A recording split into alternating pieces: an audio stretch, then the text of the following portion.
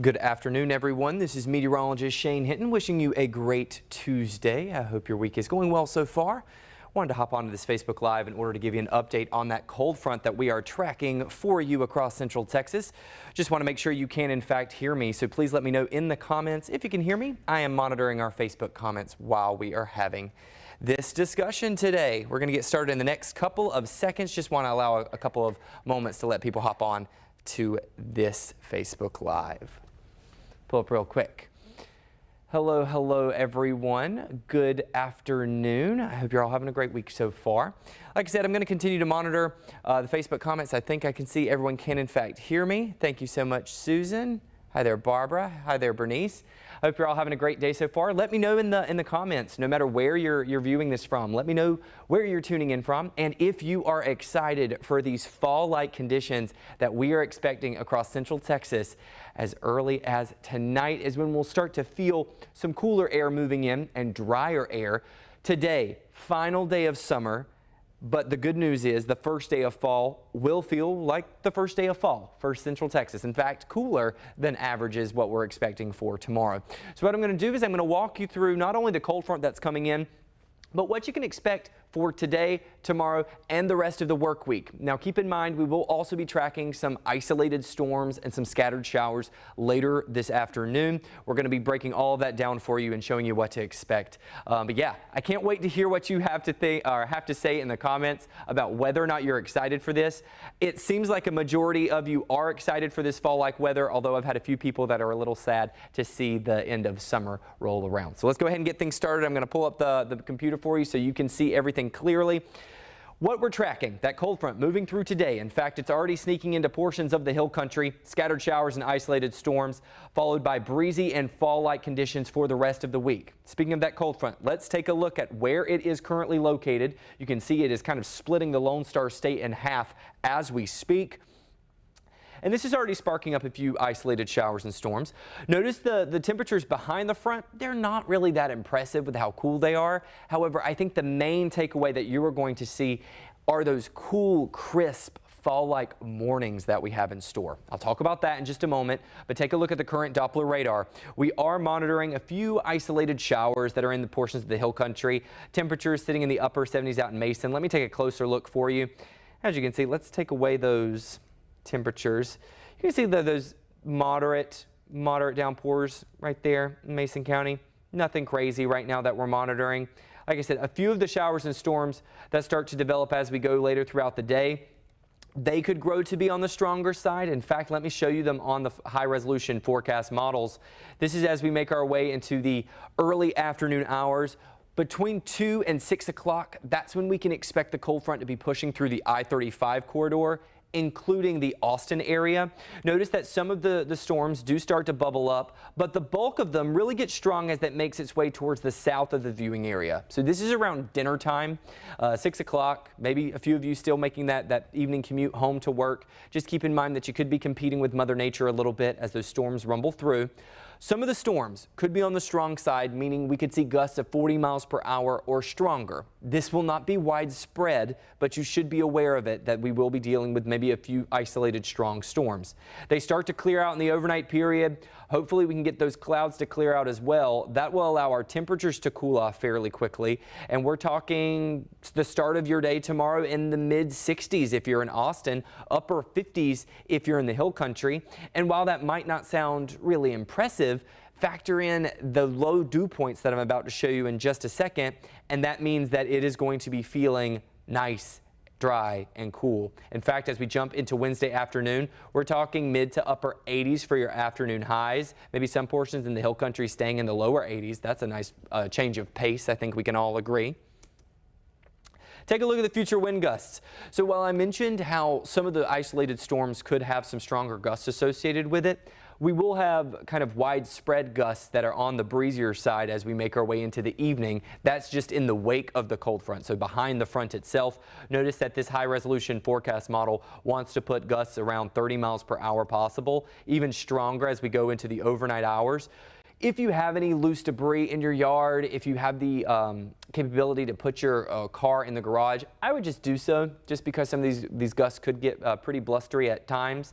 We're not expecting, once again, any like crazy damaging gusts, but it is worth noting that it will stay breezy behind the front and breezy the following day.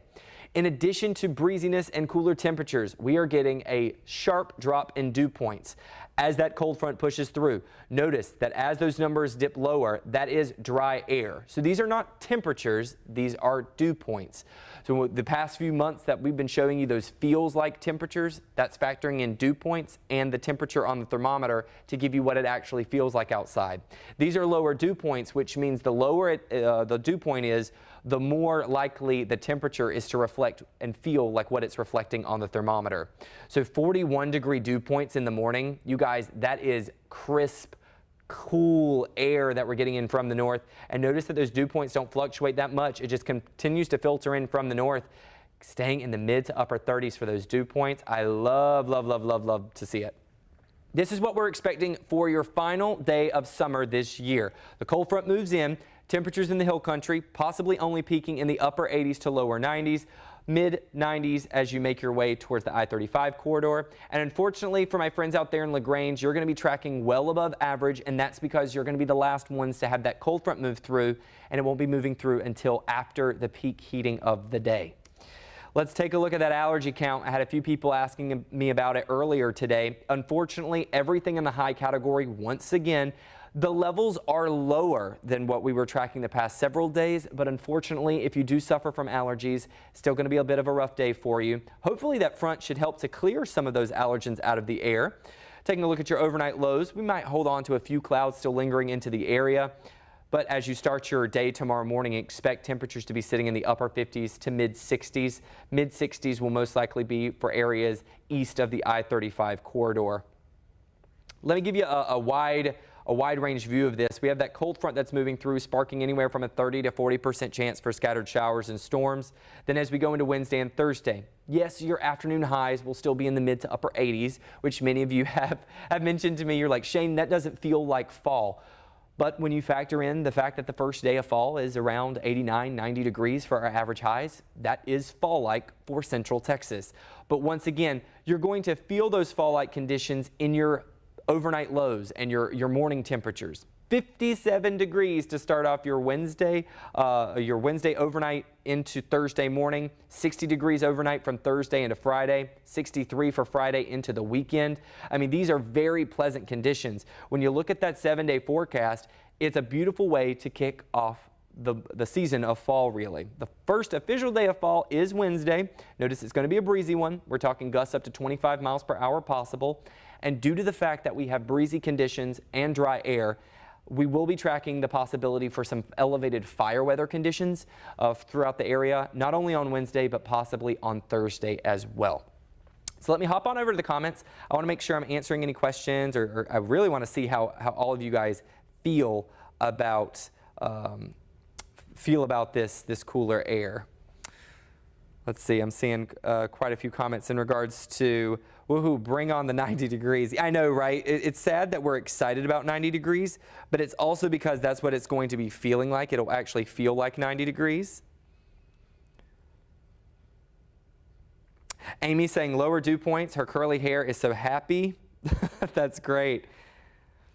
Tammy saying, I need to get my yard mowed before the rain hits. Keep in mind, the rain might be a little bit more hit or miss today. I know someone was talking about how they had watered their plants, and they're notorious for every time they water their plants that we get rain. However, I don't think everyone is going to get quite a bit of rainfall. In fact, let me show you the rainfall estimates. This is the rainfall forecast for the next 7 days, just to give you some perspective. It's going to be less than 1/4 of an inch for most of us. You can see some isolated pockets might be a little bit higher. I think some of this rainfall that's showing up on this rainfall forecast right now actually is being acquired on Monday, because some of the forecast models were indicating that we could see some rain start to populate towards the beginning of next week. But it's still a little far out to call that. So let me pull back up the Texas surface map to show you what we're working with. Jessica says she is so beyond ready for fall. Not a fan of summer, but I'm so not a fan of summer being over. You guys, I just have to tell you, I am ecstatic about this cold front. I love the fall season. It's my favorite one. Whenever I moved here to Central Texas, it was in November, so I feel like I was getting here toward the back half of fall, and I didn't really get a true Texas fall.